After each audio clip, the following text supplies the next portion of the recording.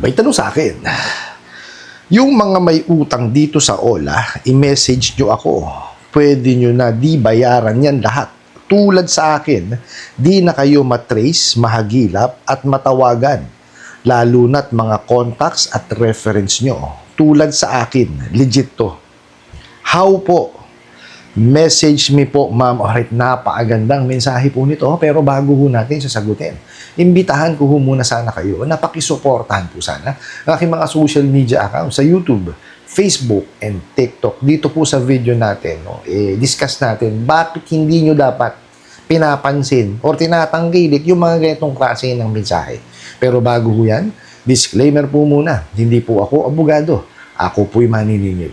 Lahat po na sinasabi natin sa ating mga videos based on my experience at syempre po sa ating pong pagsasaliksik at pagtatanong sa mga kaibigan po nating abogado.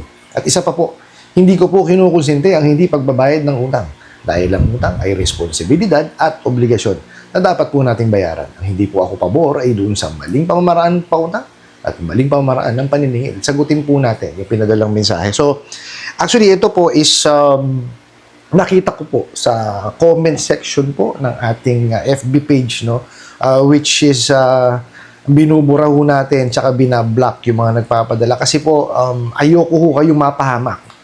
Kasi po yung mga ganitong klase ng mensahe, ang dulot lang po niyan is kapahamakan po ninyo. Pero magbabayad ho kayo ng walang katuturan.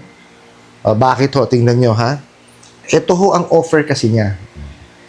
Yung mga may utang dito sa OLA, i-message nyo ako. Pwede nyo nang di bayaran yan lahat. Tulad sa akin. Di kayo matrace, mahagilap, at matawagan. Lalo na't mga contacts at reference nyo tulad sa akin, legit to. Okay?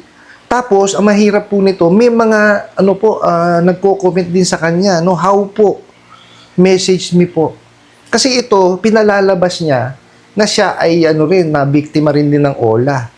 At pinalalabas niya na wag na bayaran kasi kaya naman daw burahin. Wala hong makakabura niyan. Tandaan niyo po. Kahit sino po na na IT, no? Hindi ho kayang burahin 'yan. Kasi may system ho sila Hindi naman ho papayag siguro yung mga yan para i-hack yung system nila para mabura. Kalokohan ho 'yun. Ang makakabura lamang po ng inyong mga details dyan sa mga bugo katapusan ng online lending apps na yan is tayo nang din po. Kayo po, pag nabayaran nyo yan. Okay? Kasi ho, sa National Privacy Commission, meron ho kasi yan yung pagbubura po ng mga details. There's a certain number of months or years na kailangan wala na sa sistema nila yon. Lalo kung bayad na kayo. No, dapat yung sinusunod nila. Kaya lang ho, napakatigas ng ulo nitong mga bugo katabusadong online lending apps na to. Kaya ho, pagka nakakita kayo ng ganyan, iwasan nyo na lamang po. Kagaya ho nito, may nagtanong pa, di po ba? Mapahamak lamang po ito. Di po ba? Sa lahat po na nanonood ng aking mga video, huwag nyo ho paniniwalaan yan. Mga ganyang klase ng mensahe. Bura-bura po yan Biruin nyo, nabaon na ho kayo sa utang do sa Tapal system. Mapupunta pa ba kayo sa bura-bura? May bayad ho yan. Pag nakuha ho yung bayad nyo niyang mga yan, wala na, hindi nyo na ho makakausap ulit yan. Mga ahente rin ho ng mga bugo katabusadong online lending apps yan nakita nyo ginagawa sa atin? Diba? Napakawawalang niya. Tapos, ang masakit niyan, yung platform pa nung mga content creators, ang ginagamit nilang daan para sila ay makapanloko. Yun lamang pong TikTok page ko, dinisable ko na po yung comments kasi po grabe, napakarami po. Araw-araw, daan mo yata. No, daan-daan po ang binubura kong comments. Kaya po napagdesisyonan ko na i-disable po yung comments. Kasi ayoko naman po na magamit yung platform ko para kayo po maloko pa. Kaya nga ho tayo gumagawa ng ganitong klase ng video kasi po gusto natin maibsan yung mga nararamdaman nating anxiety at saka depression na dulot ng harassment itong mga bugo katapusadong online lending apps.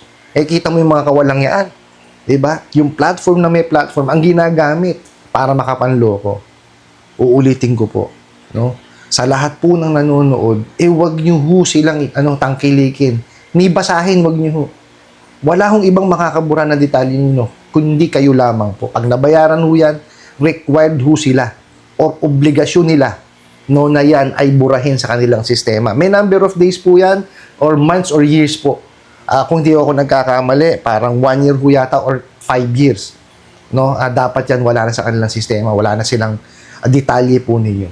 Nasa batas po kasi natin yan. Kung maalala po natin, no, kahapon po yata, naglabas ng desisyon po ang Supreme Court regarding dun sa isang OLA no na may nag-breach po dun sa information ng kanilang isang kliyente no? Kasi natatawagan ho yata na may message yung kanilang mga nanakaw na detalye, yung usual ho na ginagawang kalokohan nitong mga bago katapusan ng online lending apps. May po ba? So nakapag-decide po ang Supreme Court no na pagbayarin po yung bugo katapusan ng online lending apps na yon, bayaran po yung kanilang kliyente.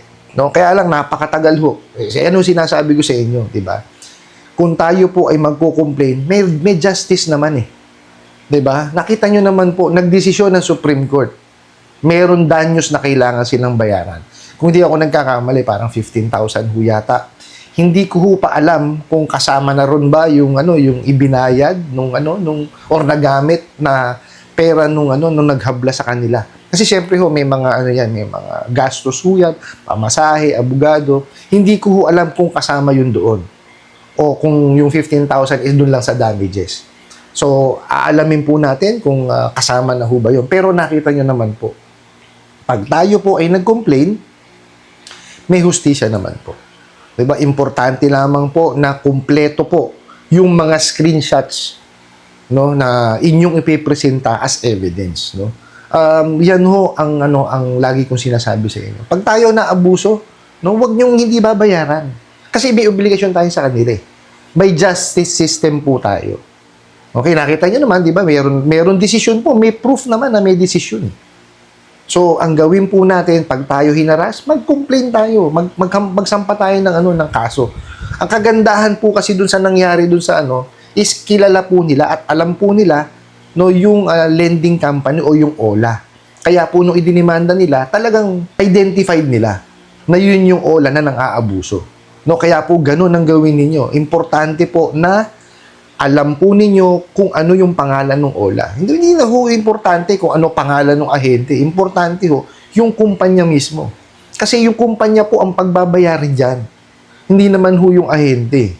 May po ba? Pero, syempre, importante na pagka kayo'y tinawagan, nagpapakilala po no, yung ahente. Kaya po ang gawin po natin, ulitin ko, huwag niyo hong iintindihin or huwag niyo hong tatangkilikin yung mga ganitong klaseng mensahe kasi po, mapapahamak lang po tayo. I hope nasagot ko po itong katanungan na to at sana po'y makatulong. Maraming salamat po sa inyong walang sawang pagsuporta at panonood sa aking mga video.